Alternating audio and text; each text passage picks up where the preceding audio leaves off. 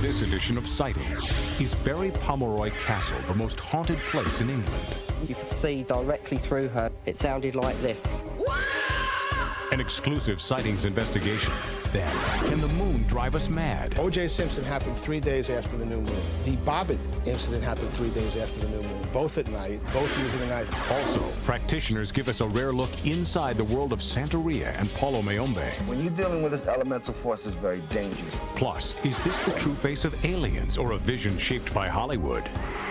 I think it's very possible that these beings are able to control how we perceive them. Later, these people have a special psychic connection that leads them to water. I don't know of many well drillers nowadays that don't use a witcher. And what would you do if you encountered a ghost? Be ready to get evidence, get tangible evidence of your haunting.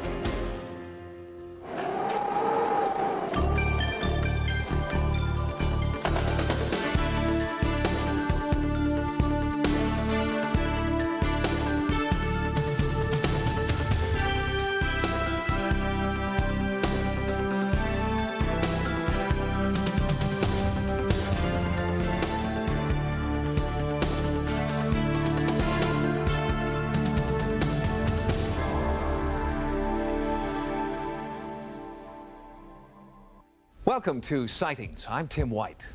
With Halloween Fest approaching, there are ghosts and goblins in the air. Well, at least the papier-mâché variety. But in England, there's one ancient site where spirits and apparitions from the past seem to hang around all year long. It's Bury Pomeroy Castle, and it's earned the title of Great Britain's most haunted landmark. The whole thing really about this place is amazing. The ghosts that occur here. We had a strange feeling there was something wrong. It just started getting pretty weird. It's always been very still, as though you're waiting for something to happen. You learn to control your imagination, because at Bury Pomeroy, if you let your imagination run away with you, you could be a raving lunatic. In its heyday, Bury Pomeroy Castle hosted princes, kings, and crusaders. But since 1688, no one has wanted to live within these walls. Visitors say there's something evil inside. It sounded like this. Ghostly shrieks are heard, ghoulish apparitions are seen, and photographs have captured the dark side of the castle. The crumbling walls of this once great fortress are perched above the desolate moors that blanket southern England. It is a land of ancient superstitions, defiled tombs, and long-abandoned graveyards. It's just brooding and evil. The evil is there in the atmosphere. But is it only atmosphere? Sightings has teamed up with Tony Cornell, Great Britain's premier paranormal investigator, for the first in-depth study ever conducted at Bury Pomeroy Castle. In my view, it's one of the most interesting cases I think I've come across. Basically because so many people have seen things and felt things. You don't get that in all hauntings. You can waste a lot of time. But there's enough evidence that I've heard that we've got to examine this. Cornell's first step was to gather historical and anecdotal data. He sought out historian Derek Seymour, who has studied the ghostly presences here for more than 70 years. Every day I thought of this castle. If it was a lovely sunny day, I used to think, I wonder what it's looking like at the castle today. If there was a thunderstorm and the wind was howling, I used to think, oh, I wouldn't like to be at the castle today. Oh, no. The best-known ghost here is the White Lady. And the White Lady is, of course, the unfortunate Lady Margaret, who is seen to walk at the top of the stairs in that tower and down in the dungeon. She is really quite frequently seen. Folklore tells of two sisters in love with the same man.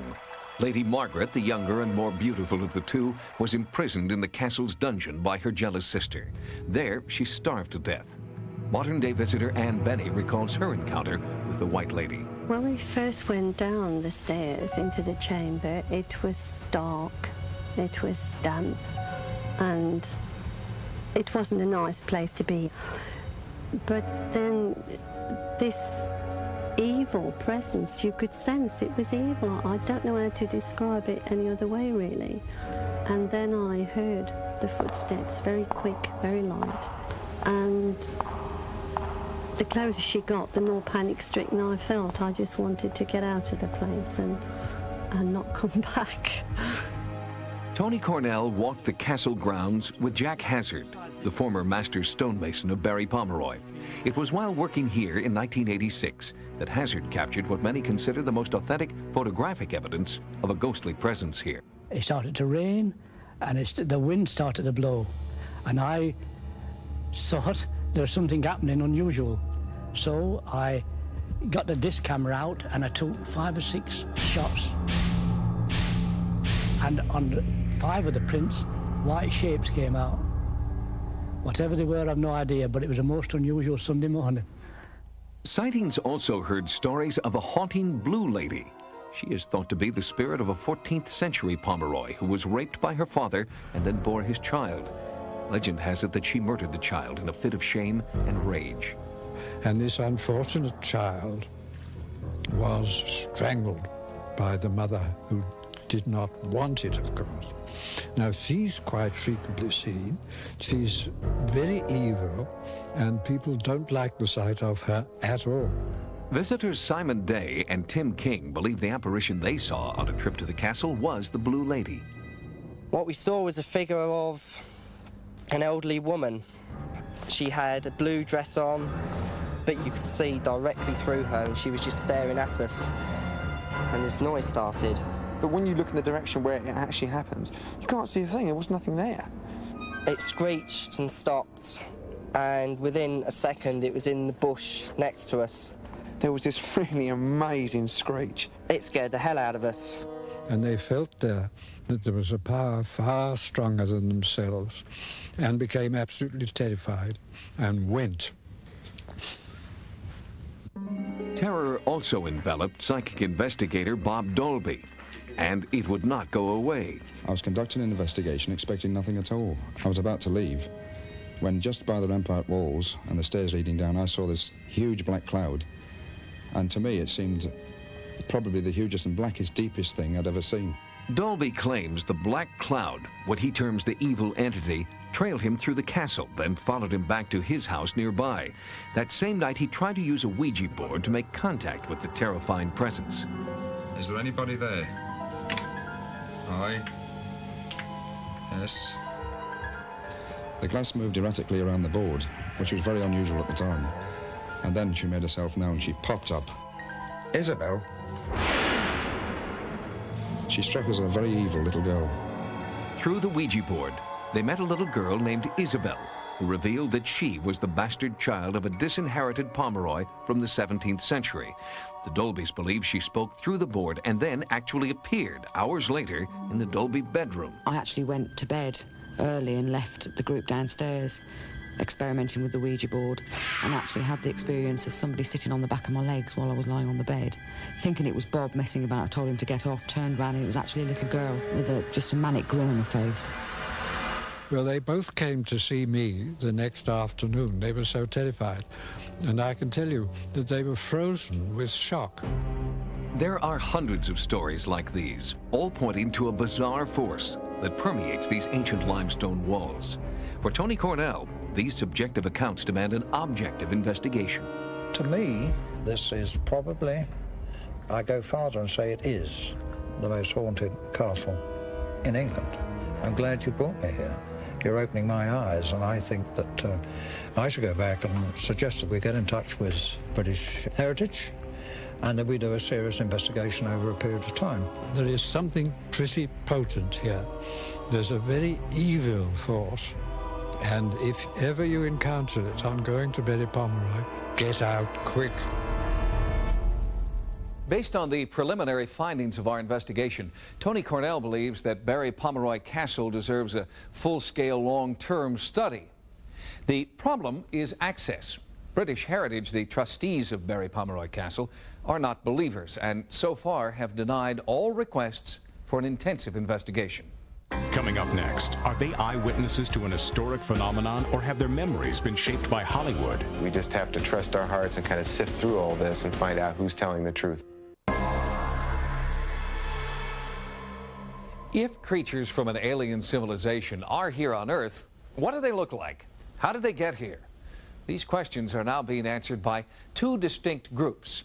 First, the artists and writers who create the pop culture version of our cosmic cousins, and the people who believe that they have actual first-hand knowledge, the eyewitnesses and abductees. Well, strangely, both groups have similar visions. So who's influencing whom? The thing you'll never forget when you look into the face of these things is the eyes. Very large, intimidating black eyes. Very small opening for a mouth, no ears. Tremendous head, very thin body, long arms. They're called Greys. Abductees insist these are the real aliens and that they're a far cry from what Hollywood depicts. And for the most part, they're right.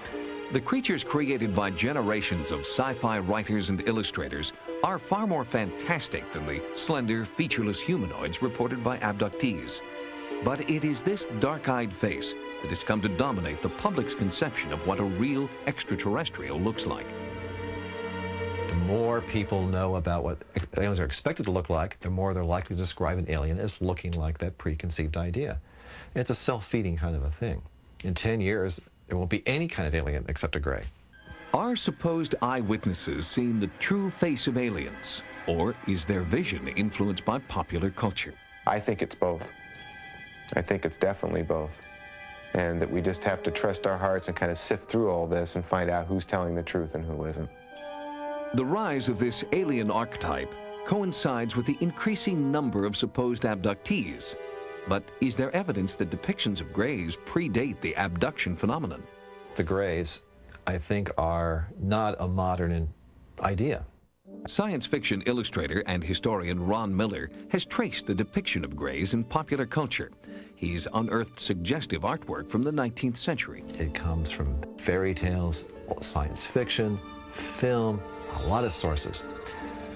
They go back decades, even a century or more.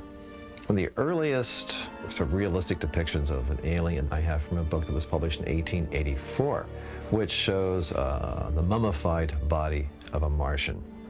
And in fact, it bears a startling resemblance to the modern picture of an alien. But those early drawings are just a needle in the science fiction haystack. Thousands of creatures, from the sublime to the utterly ridiculous, have been created by artists who use a little science and a lot of imagination. Science fiction reached a creative peak in the 1950s, when an atmosphere of anything goes produced hundreds of outlandish movies that seemed laughable. But that all changed in 1964, when a New Hampshire couple, Betty and Barney Hill, were the first to claim publicly that they had been abducted by aliens. This is a composite of what they look like. Larger eyes, smaller nose, no lips, no protruding part of the ear, no hair, and a gray tone to the skin. Ufologists embrace the Hill case as a significant turning point, but author James Oberg believes it was TV, not a real E.T., that influenced the Hills. A lot of Betty's memories are directly traceable back to a movie called Invaders from Mars. Many of the themes, many of the imageries from that film appear in almost recognizable form in Betty's story. In the account, there was kidnapping being taken on board a flying saucer. There were needles being inserted into people's brains or other parts of their bodies. Barney Hill's recollections of the abduction differed from Betty's in one significant detail. Barney claimed the aliens had huge eyes, the same kind of eyes depicted in this episode of The Outer Limits. The unique feature here is these wraparound eyes, the eyeballs that move off to the forehead, off to the side of the head. It was very original, and yet less than 2 weeks after this face first appeared on television, Barney Hill, under hypnosis, suddenly remembered that his aliens had eyes like that. Had eyes that wrapped around. Was it cause and effect? Did he see the show? Was his memory polluted by this Hollywood version? Can't prove it. But the sequence is highly suggestive. I think it's very possible that these beings are able to control how we perceive them and perceive the experience that we're sharing with them, that they're very much able to manipulate it. Artist Steve Neal also believes that he's been abducted and that his art is drawn from first-hand experience. It's difficult to say why the gray look, the black-eyed, bubble-headed look has become so dominant. For any other reason that these are the beings that are visiting here. The one event that catapulted the cult of the Greys into mass acceptance can be summed up in 2 words: Steven Spielberg. His landmark 1977 blockbuster, Close Encounters of the Third Kind, has been seen by more than 100 million Americans. Oh, Close Encounters, for good or evil, had an enormous effect on what people expected aliens to look like. And if anything really focused all these disparate threads into one sort of standard alien, it was Close Encounters. Spielberg himself was picking up all these loose threads, and the descriptions he based them on, that Hynek provided him with, were of course based on, once again, a long tradition of ideas and images. We would still be having maybe more variety in aliens now if it hadn't been for that movie. Joe Alves was the production designer for Close Encounters. His original drawings were based on the early abductee accounts collected by Professor J. Allen Hynek. I think what was unique about Close Encounters is it was science fiction, and yet in a sense it wasn't, because we weren't manufacturing something that was convenient. We took these things from all the encounters that we could record and sort of put it into the funnel, and it came out with these kind of images. An alien that does not look like a human being is quite likely to scare the bejesus out of us. There has been a very definite evolution from the bug-eyed monster of the 30s. Gradually, you came into less monstrous-looking aliens, but still aliens. And I think the biggest shock was around the late 50s when we began to get these reports of direct alien contacts. Kelly Freas, known as the Dean of Science Fiction Illustrators, is disturbed by today's dominance of the Greys. In a career spanning more than 5 decades, Freas has created a rich palette of creatures he believes may be out there somewhere. I hate to think that the universe is so dull that that's the best it can come up with. Are we supposed to assume that only one race managed to accomplish space flight and come to the Earth? Or are there more races out there? If so, what do the other races look like? Admittedly, there are similarities between abductee accounts and old television shows. But considering the vast number of creatures created in this century, perhaps the similarities are coincidence, not deliberate deception. Science fiction tries to create believable characters, and abductees believe that in a few instances, they've gotten it right. Abductees believe that they have seen the face of an alien civilization, and this is it. But Dr. Alvin Lawson, who has studied the abduction phenomenon for more than 10 years, suggests another possibility. Perhaps abductees are actually remembering their own birth experiences. With a surgical mask covering the nose and the mouth and bright operating room lights behind, could a human face look like this to a newborn? Next on Sightings, experts offer a guide to a ghostly encounter. First thing that they'll say is, you're going to think I'm crazy, but I don't think you're crazy. I've heard it all before. During this week leading up to All Hallows Eve, Halloween, legend has it that the spirits of the dead are allowed to roam freely on the earth. What would you do if you were suddenly confronted by what seemed to be a ghost? We're often asked by viewers how to document a haunting, so we went to our experts on this most haunted of holidays, and here's what they advise.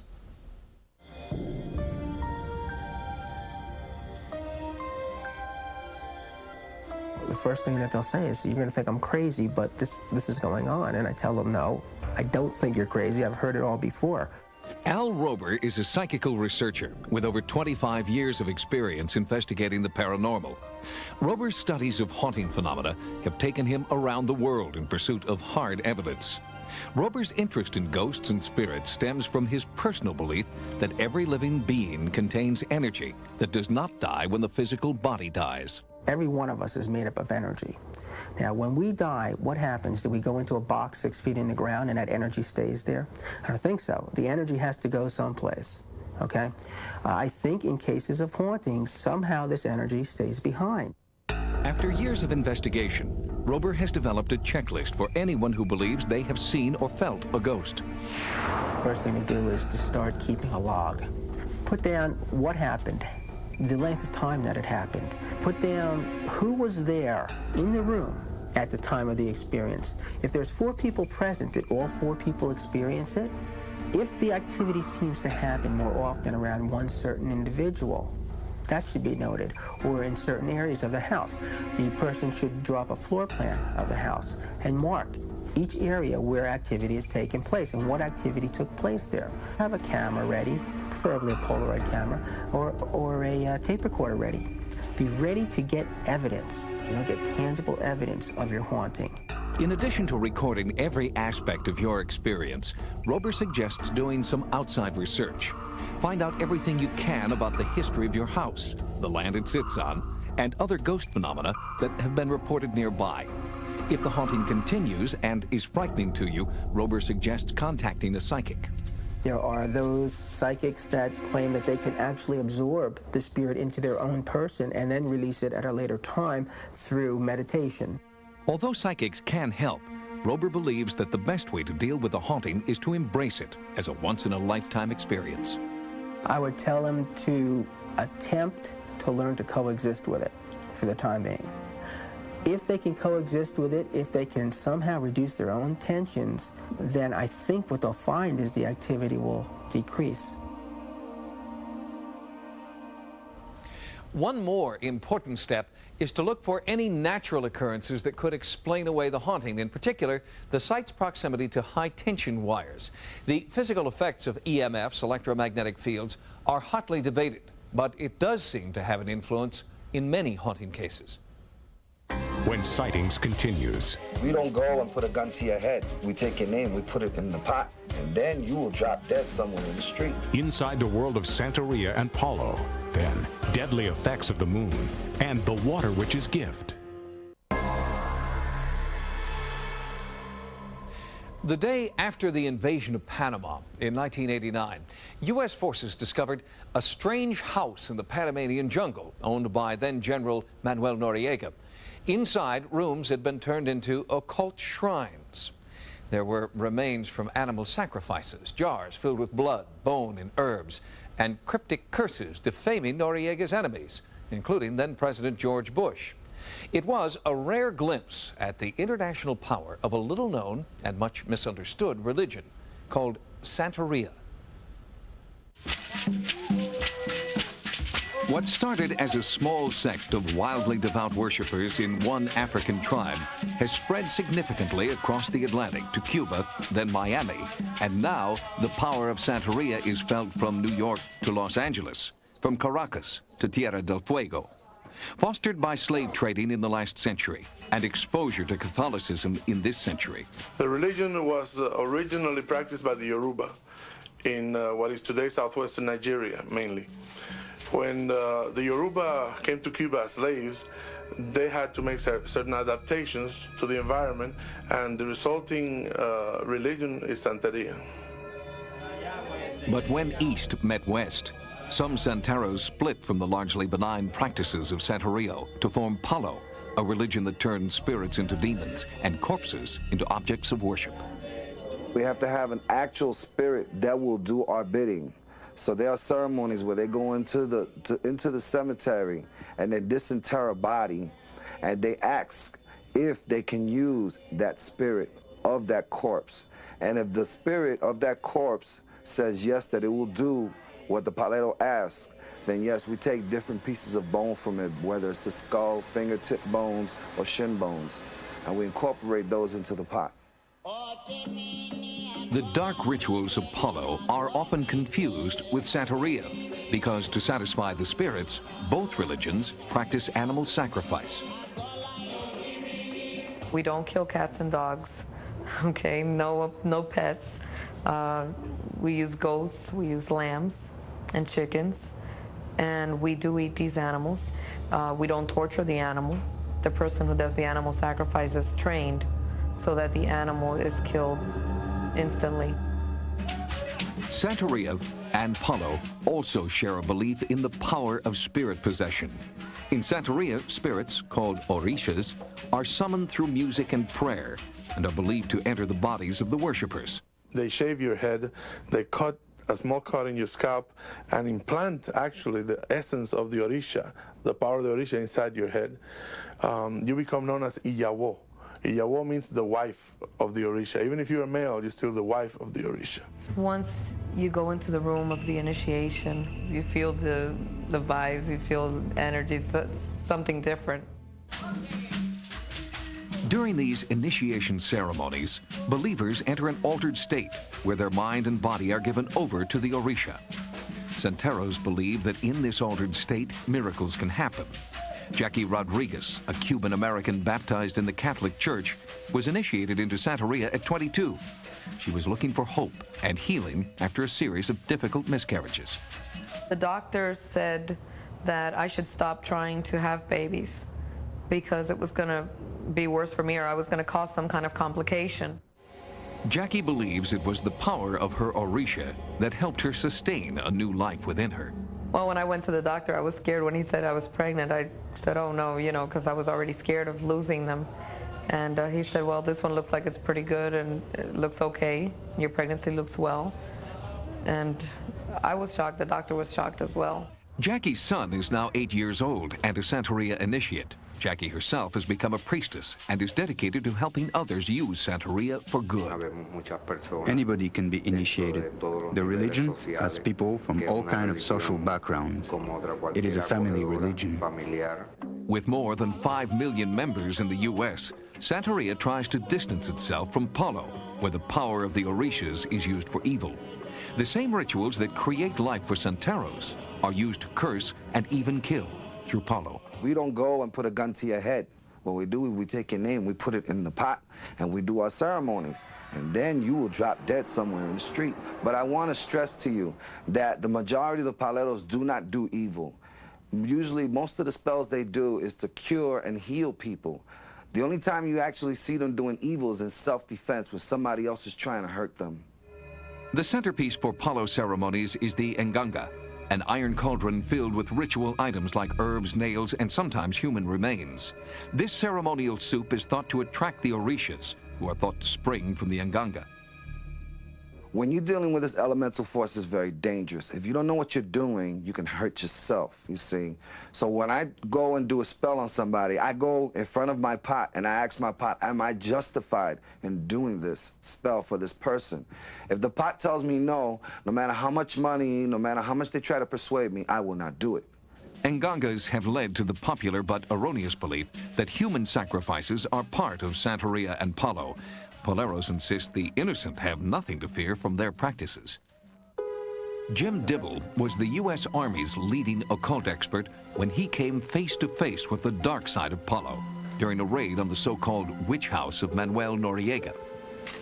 Upon entering this house located on Fort Amador, it became apparent to me that, in fact, what we were looking at was not drugs, but what it was were manifestations of a more deviant practicing of Santeria. The house was devoted to Palo and black magic. Among the items, a split cow's tongue, nailed shut and buried in rice. Inside, the names of Noriega's enemies.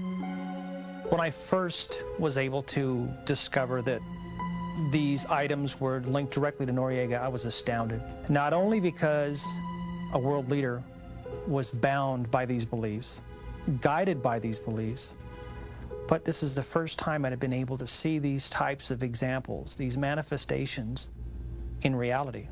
Hundreds of politicians and world leaders were named in curses called workings. I encountered a number of workings that involved George Bush. Typically, George Bush's name would be written on a piece of paper, and then this piece of paper would be placed either in gelatin or in cornmeal, and then wrapped. In the case of cornmeal, it would be wrapped in a banana leaf, tied securely, and placed in the freezer. It's not hard to see that Noriega was trying to influence the way George Bush thought about him and the way he acted against him. Noriega believed these workings empowered him and that he could control his enemies through the spells he cast. They can use a spell to sweeten you. They can use a spell to make your life a bit of misery. They can use the spell to bring you good fortune. And Judging from what was done there, I would say that these were spells used to control, to put these people under his control, so they would do his bidding. While Palo continues to operate in the shadows, Santeria has an open-door policy and is accessible through neighborhood botanicas. You find all kinds of really interesting paraphernalia here, which is really the basis for the religion. Kari here is the owner of this botanica. She has an increasing number of Americans becoming involved and interested in Santeria and Palo. Santeria has no aspect that needs to be feared by people that live in the United States. But certainly it has an aspect that could be manipulated for destructive purposes. They say man is only afraid of what he doesn't know. Once you know what Palo is, you really shouldn't be afraid of it, because all Palo is a religion of natural elements. That's all we work with, is with nature. I think the most important thing is that we're not here to hurt anybody. We're just here to help those who we can help and who the Orishas let us help. As the American military's leading authority on the occult, James Dibble would seem to be a prime target for the wrath of Santeros. Dibble has experienced some unusual occurrences, mostly mechanical and electrical malfunctions, while he's lecturing about the occult. But so far, he has escaped the deadly curse of Palo Mayombe. Coming up next on Sightings. Some nights you'll get people talking to street lights, barking like dogs. Things go a little crazy at the time of full moon. For millennia, humankind has looked to the moon with wonder and awe. Our nearest neighbor in space has inspired lovers, scientists, and madmen. In fact, the word lunatic has at its root the Latin word for moon. The moon's effect on our planet can be measured with the tides. But what about its effect on human beings? If the Simpson crime had happened 400 years ago, people finding two badly mutilated bodies with animal paw prints, because a dog was present in the scene, they might have said, werewolves. The LA riots was, I think, 3 days before the new moon. O.J. Simpson happened 3 days after the new moon. The Bobbitt incident happened 3 days after the new moon, both at night, both using a knife. It is a beautiful sight, the full moon rising high in the night sky. But while the moon casts its heavenly glow, it seems all hell breaks loose on Earth. During the full moon, reports of murder, violence, and admissions to psychiatric hospitals all rise. Many scientists say moon madness is myth, but at the Griffith Observatory in Los Angeles, calls come in daily insisting there is a link. If you ask emergency personnel, squeeze my hands. Not falling for me. Police, fire, doctors, what influence does the moon have? They'll all tell you for certain things go a little crazy at the time of full moon. Tonight, yeah, we had a guy that apparently was trying to kill himself and stuck himself in the stomach with a steak knife all the way up to the handle and was running around the house. And when the officers got there, they were trying to calm him down, and his main concern was that he wanted a cigarette. Sightings rode along with police in Pomona, California during one recent full moon. This city's pretty weird as it is. I never really, consciously thought about it. I'm sure there's probably been 1 or 2 nights where the city was jumping, and if I would have looked up, it probably would have been full. Some nights you'll get 5 or 6 what we call 5150s, people walking in traffic, talking to street lights, barking like dogs. People who supposedly transform into animals are nothing new. They're just the modern chapter in an age-old belief in the moon's ability to bring out the beast within humankind. More than 1,000 years ago, moon rituals would transform participants into what we now call werewolves. They would do this by either drinking a concoction of herbs. They would very often bind their waist with a pelt of wolf skin. They would light a fire and urinate in a circle around it. And there was a chant where they actually asked the wolf spirit to enter into their body and take over their soul. Preferably this was done at the full of the moon, when the moon was at its zenith. But did the moon cause their transformation, or simply illuminate it? The connection of the werewolf to the full moon probably begins with just the notion that wolves and coyotes howl at the moon. That linked up with the idea that the moon is always changing, and it seems like a supernatural transformation to traditional people, and so that can create the notion that something like a wolf could change into a man or vice versa. Forensic scientist and crime historian E.J. Wagner documents the link between the moon and its reported gruesome effects on people. There was a 14-year-old boy named Jean Grenet who confessed to being a werewolf and said he'd attacked and killed several children, and they incarcerated him in a monastery for the rest of his life. And he spent the rest of his life groveling on all fours, would eat only raw meat, which he tore apart. There's no close correlation between the phase of the moon and human behavior. People often think that there must be, because the moon makes the tides. That's water, and of course human beings are 80% water.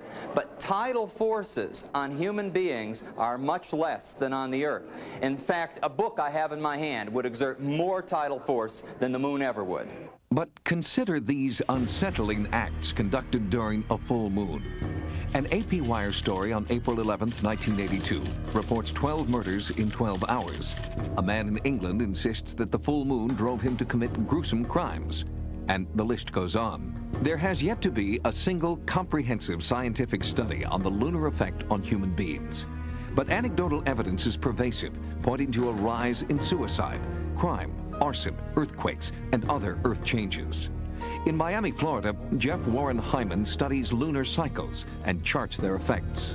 His newsletter uses this data to predict high and low points for each month. If you're looking for the explosive period, it's one day after the full moon, the eve of the full moon to one day after, and about 5 days before new moon through one day after new moon. This is where you really see this is where they go to town. There are only anecdotes and theories for now.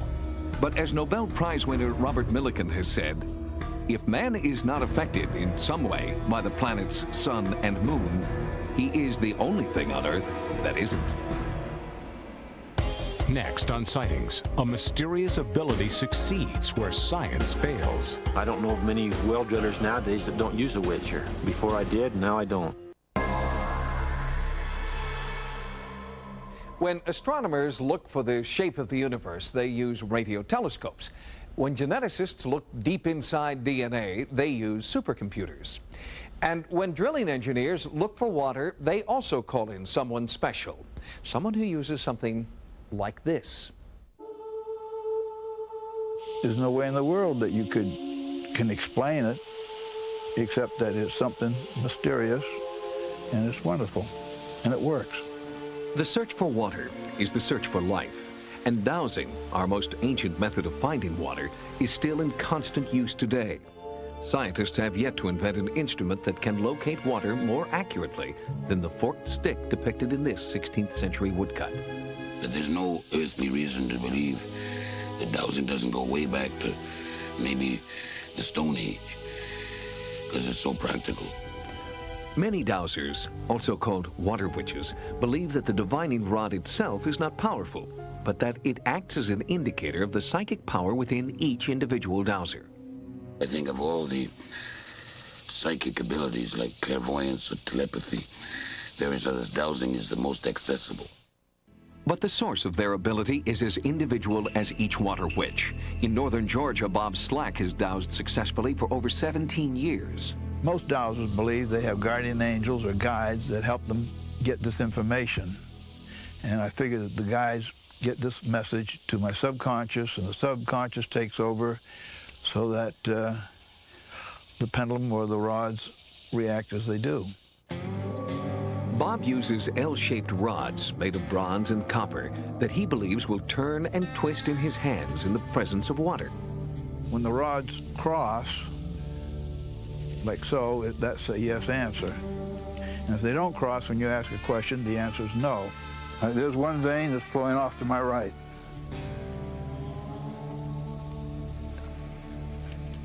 Right there we are. After locating what he believes is a water source, Bob uses a pendulum to divine how deep the engineer should drill. Is it more than 100 feet? No. 90, 80, 70, 60. Our sightings crew watched as Bob placed a marker on the spot where his divining rods had indicated water would be found. Then we drilled. I don't believe 100% in them, but I don't disbelieve in them. But Jack Byers became a believer when he hit water, exactly where the water witch said he would. Skeptics argue that if you drill deep enough, you can find water anywhere, with or without dowsing. But drillers here in the Great Western Desert haven't found that to be true. Dry holes mean empty pockets. Water witching is very practical, especially in this country. If you drill a dry hole, you know, you're looking at $5,000 to $10,000+ I didn't know what a water witch was, and yet I knew it worked for me. And people would ask me, and I say, I have no idea how it works. I just know that it works. When they drill a well, there's water there. In 40 years of dowsing, Eldon Schmutz claims he's only missed 3 times. A simple willow branch in his hand succeeds where geology maps fail. Even the state of Utah has come to trust his stunning dowsing powers. If I'm holding that stick really tight, it'll go in my hand as it goes down, the bark of the willow against the flesh of my hand. Once Schmutz chooses a drilling site, he uses a coil of baling wire to determine the depth at which water can be found. 286 is the next strata to write down. Got it. I started writing down these depths, and it really amazed me. He's only a foot or 2 off. And he tells me before I drill. Schmutz believes his is a physical power rather than a psychic gift. Everybody has an aura or an electrical field or magnetic field about them. And there's no two that are alike, just like there's no 2 fingerprints are alike. And those persons who have a strong, strong aura are the one that water witching works for. You hold it as tight as you can, you're a water witch. I don't know of many well drillers nowadays that don't use a witcher. It's just a natural thing now. I don't even question it anymore. Before I did, now I don't. So even us old guys get our education.